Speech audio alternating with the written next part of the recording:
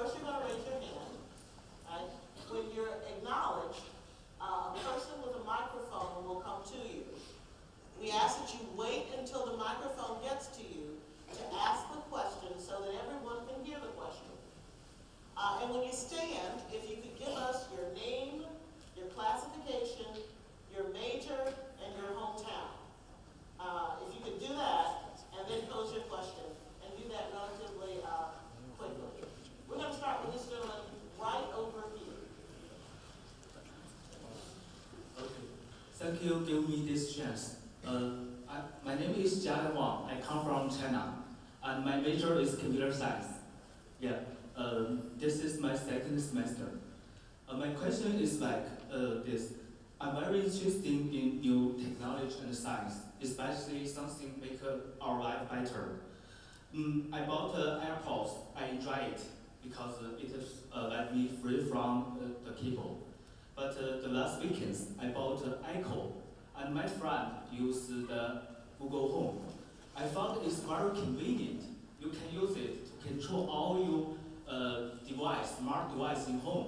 So it's like a brain, to control all the bodies. So I'm thinking about this. Why Apple, this great company, don't design this kind of smart speakers? Because I'm also use Apple TV. So when we consider something to do or not, we will see the ability, results, and the possibility. But to the great company like Apple, it seems you have all the results to support your idea, to design something. So my question is, why? So what is most important to you to make a decision to do or not? As the most famous technology company CEO. Thank you. What part of China are you from? I come from Xinyang, Liaoning province. Yes. Yeah. Well, thank you very much for your question. Are you familiar with HomeKit? So, if you have an iPhone today and you're running iOS 10. There is home automation is built right into the operating system. And so let me give you some examples of things I do with my home. And I do run advanced unreleased kind of software, but all of this stuff. But what I'm going to tell you about is all on the released stuff. It's hopefully in your pocket. When I get up in the morning, I say, "Good morning, Siri," and the lights come on in my house, and if it's in the colder parts of the year, my fireplace comes on. When I get close to my house at night coming in from work, all the things you would want to occur in your home occur. Different lights come on, different doors unlock, and this and that. I control lights to ceiling fans, to switches, to outdoor lights, to indoor lights, to garage door opener, all of the stuff. It's all done through Siri. And so this year, I think, with the devices coming on the market, this will probably be the first year that home automation gets out of the early adopter stage and gets into where other people that aren't technology geeks like me would begin to use it. So I'm incredibly excited about that. In terms of the assistant, we think that this is where you want your best digital assistant because you always have it with you. If you only have a digital assistant in your kitchen, your mind doesn't work just when you're in your kitchen, right? You're thinking about something on the go, and you want to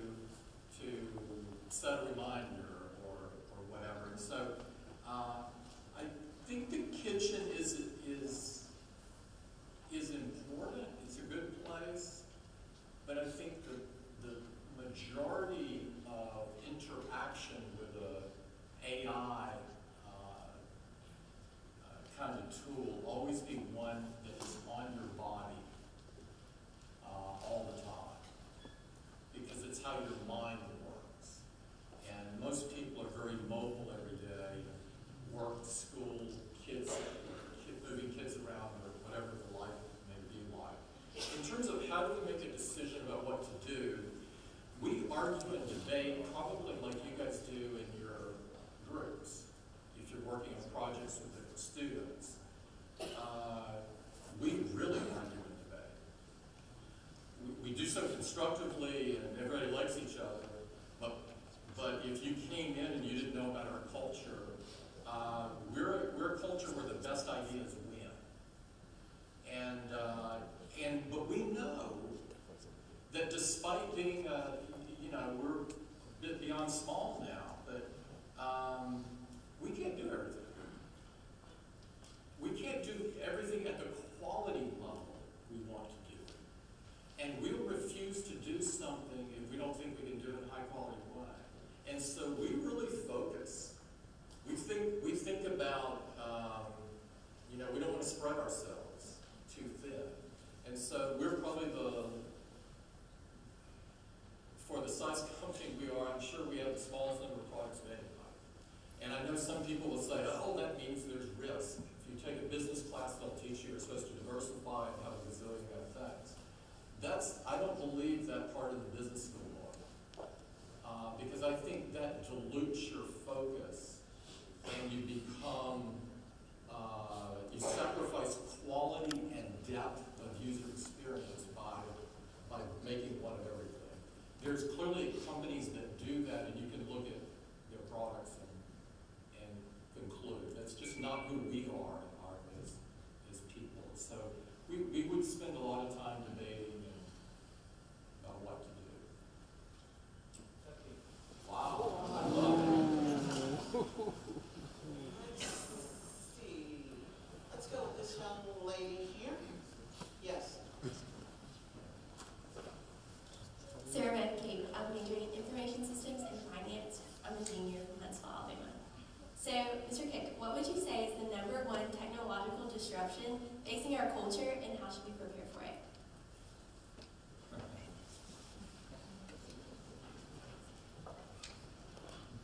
The word disruption, just so we're communicating, I think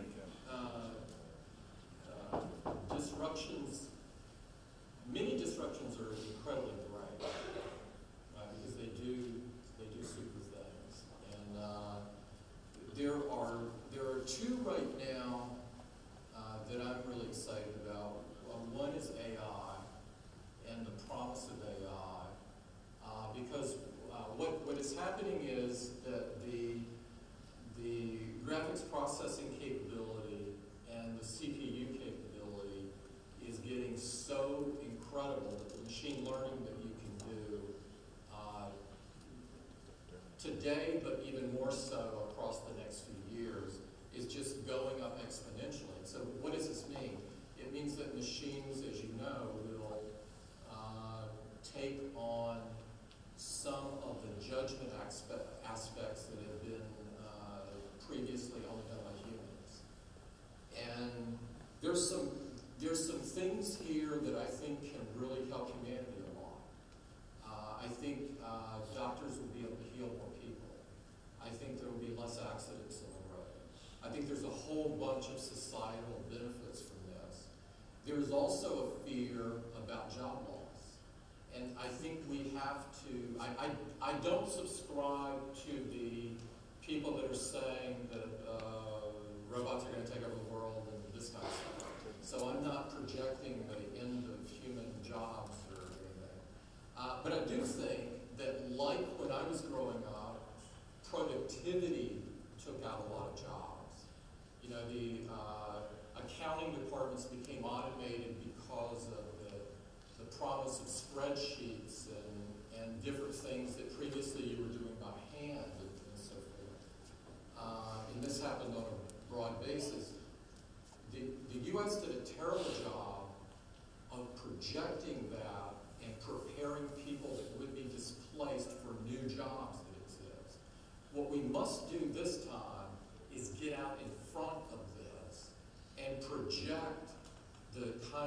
skills that the need decreases for, and the ones that increase for, and make sure we're doing the right things to train these people to move to these new jobs. I'm also incredibly excited about AR, augmented reality. Several of you, or some of you probably have used a VR headset. VR to me is a bit nichey and so forth, and tends to isolate humans. I like AR because we can be sitting here and talking to one another and be present in the moment and communicating, but we may also have something that appears in our vision that enables us to talk about something at a deeper level or assist us in our communication that is virtually here, not a physical thing. And so I'm very excited about this. Obviously, the first pass on this is more game-oriented. But the technology itself, I think, has unbelievable promise. So those are a couple of things. Trying to get someone in the back, all the way in the back, right? You just put your hand down, all the way in the back. There you are.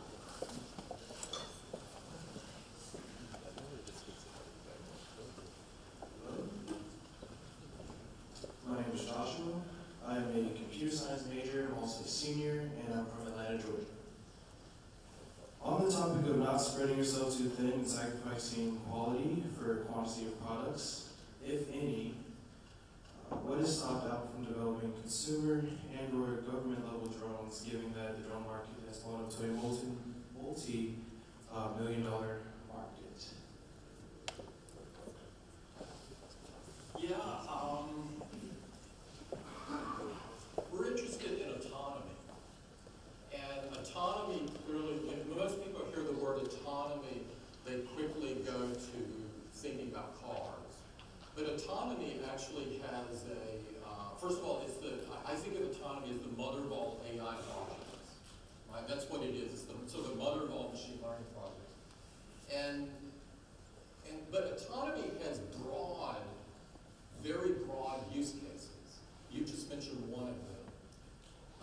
But there are many others. There are many, many others. And so we are interested in autonomy. We're not talking about what we're doing with it.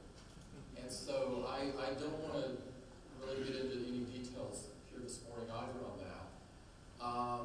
But we're putting a lot of emphasis on autonomy. And I would say, back to the gentleman from China here, we really think hard before going into a new category.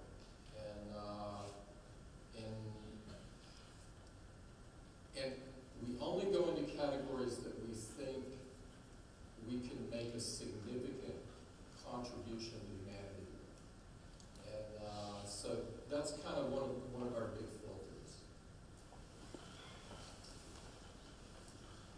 Let's go here.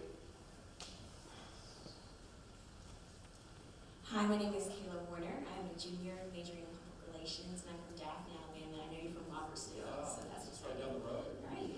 So my question is, going back to diversity and inclusion, you spoke a little bit, alluded a little bit to intersectionality and how your identities layer on each other and how you provide a different experience in life and stuff like that. So can you speak to a time where you had to manage an identity that maybe seen or unseen in a workplace, and what advice would you give to people at managing their identities and their intersectionalities in their lives and stuff like that? Yeah, I think that the top thing, this was as true for me, honestly, as a kid.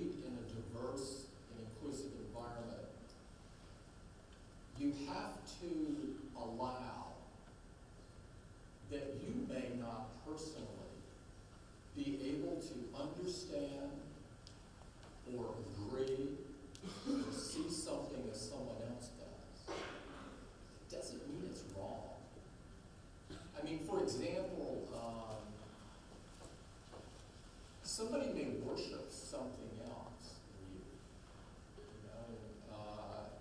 You may not be able to understand why they do that. They worship in a different way. But I think you have to allow that that person not only has the right to do that, but they likely have a set of reasons and life experiences that have led them to that. And this is just true, religion is just one, but it's true about everything. Some people don't understand sexual orientation. How could that be? And it's not, I don't think it's essential that people understand. But they have to allow for it. Right? There's and embrace that it's a difference, and differences are to be celebrated. And so I think if you start with this foundational thing, and you inherently believe that differences are to be celebrated, not used to separate people, then I think you got a great start. Thank you for the question.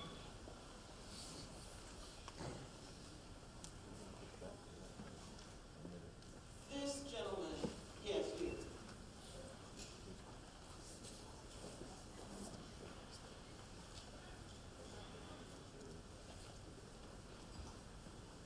Hi, my name is Tim Smella. I'm a architecture student here, 4th year. I also happen to be an Apple employee, so it's really hard to meet you today. My question is, as an Apple employee and an Auburn student, I see many different definitions of diversity. Should we as students do what we can to focus on acknowledging people as humans, as members of the same species, rather than focus that many in this country and unfortunately around the world tend to hold on labels, preconceptions, and pre-described paradigms?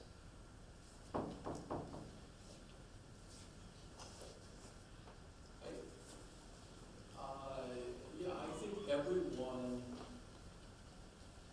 I think if you start with the premise that we're all human, that's a good plus. I do think some of the labels act to separate. In other cases, I think they help other people understand or allow, or whatever you want to say, for differences. So I don't necessarily think labels are inherently bad or good. But the premise of what you're asking about treating everyone as humans, I think, of course, I think that's a great starting point. All right, just standing in the back. The secret is to stand. First of all, thank you very much for coming here today. It's easy to speak of diversity and inclusion on a campus like Auburn that has shown a true effort to have this conversation. From a climate survey to the outreach and resources offered by the Office of Diversity, even to inviting you here. What would be the singular, most important piece of advice you can offer to this future generation of world changers to take this message outside and make a substantial and positive impact globally?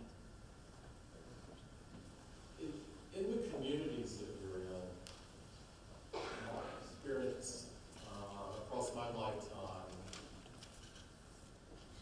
is the most profound thing that changes people's prejudices, if you will, and preconceived views is to meet someone that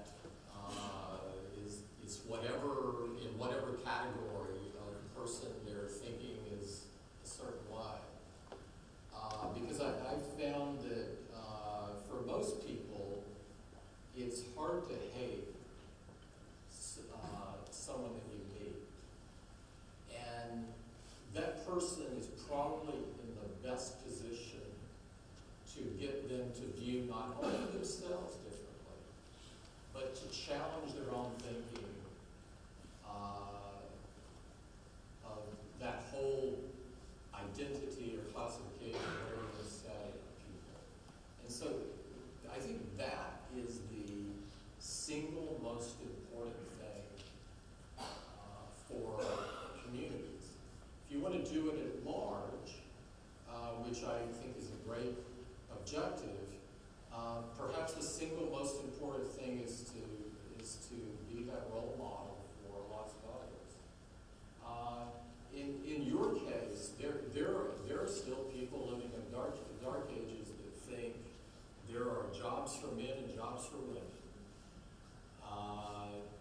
There's even some people out there that think women shouldn't make as much as men, probably. All right, there must be some because that's what happens, unfortunately. And so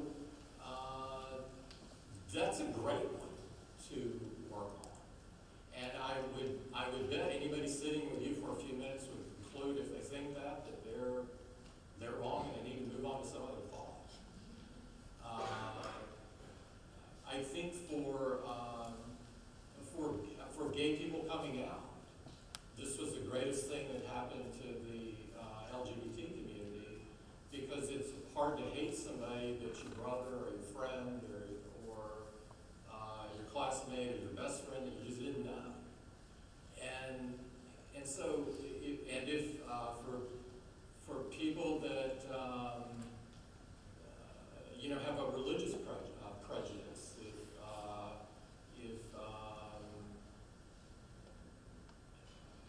if someone is Muslim, Muslims are talked about a lot right now. And I tell you, if you've ever met someone of the Muslim faith, you know within